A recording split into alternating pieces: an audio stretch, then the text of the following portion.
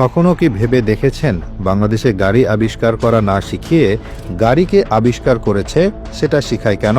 আসলে আমাদের দেশে শিক্ষা ব্যবস্থা অনেক বেশি উন্নত। দেখুন, পৃথিবীতে অন্য সব দেশ শুধু নতুন নতুন জিনিস আবিষ্কার আর বানানোর মতো অদরকারি কাজে ব্যস্ত, আর আমরা মনোযোগ দিয়েছি আসল কাজে, অর্থাৎ শুধু জ্ঞান অর্জনে। মোবাইল ফোন কবে বানানো হয়েছে, কে বানিয়েছে, তার 14 গোষ্ঠীর নাম কি, এগুলো জানাটাই তো আসল শিক্ষা। আর নিজে মোবাইল বানানো কেবল কামলাদের কাজ, ওটা আমরা কেনই বা করব? আমাদের ছেলেমেয়েরা কি দারুণ মেধাবী, তার প্রমাণ হলো দেশ জুড়ে জিপিএ 5-এর ছড়াছড়ি। স্কুল কলেজের দেওয়াল ভেঙে যেন জিপিএ 5 বেরিয়ে আসছে। এই বিপুল সংখ্যক মেধাবীকে দিয়ে যদি আমরা পদ্মা সেতু বা মেট্রো রেলের মতো ছোটখাটো জিনিস বানাতে যাই, তাহলে তাদের মেধার অপমান করা হবে না? তাদের কাজ আরও অনেক বড়, আরও অনেক মহৎ। তাদের কাজ হলো জ্ঞান চর্চা করা।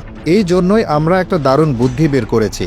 চীন, জাপান, রাশিয়া, কোরিয়ার মতো দেশগুলোর ইঞ্জিনিয়ারদের তো তেমন কোনো কাজ নেই, তাই আমরা তাদের ডেকে আনি। ওরা এসে আমাদের পদ্মা সেতু, মেট্রো রেল, পারমাণবিক বিদ্যুৎ কেন্দ্র, এমনকি কয়লার খনি পর্যন্ত বানিয়ে দিয়ে যাচ্ছে।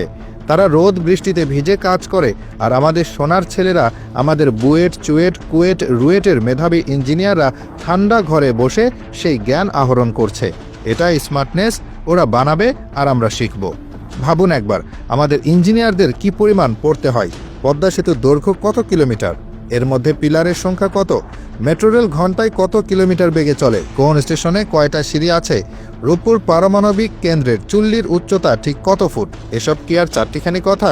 জাপানি ইঞ্জিনিয়ার হয়তো মেট্রো রেল বানাতে জানে, কিন্তু তাকে যদি জিজ্ঞেস করা হয় ঢাকার কোন কোন এলাকার উপর দিয়ে এটা গেছে, সে কি এটা মুখস্থ বলতে পারবে? পারবে না। কিন্তু আমাদের বিসিএস পরীক্ষার্থীরা পারবে। এটাই হলো জ্ঞানের গভীরতা। বিদেশি ইঞ্জিনিয়াররা কাজ করে তাদের দেশে ফিরে যায়, কিন্তু তাদের তৈরি করা স্থাপনাগুলো আমাদের জন্য জ্ঞানের এক অফুরন্ত ভাণ্ডার হয়ে থাকে। আমাদের ইঞ্জিনিয়াররা তখন সেই জ্ঞান মুখস্থ করতে বসেন। বছরের পর বছর তারা এসব তথ্য মুখস্থ করে বিসিএস পরীক্ষার খাতায় উগরে দেন। যার মুখস্থ বিদ্যা যত ধারালো, তিনি তত বড় কর্মকর্তা। দেশের সেবা করার এর চেয়ে ভালো উপায় আর কি হতে পারে? এদেশে একজন ইঞ্জিনিয়ারের কাজ তো ইট সিমেন্ট নিয়ে নয়, তার কাজ হলো ফাইল নিয়ে।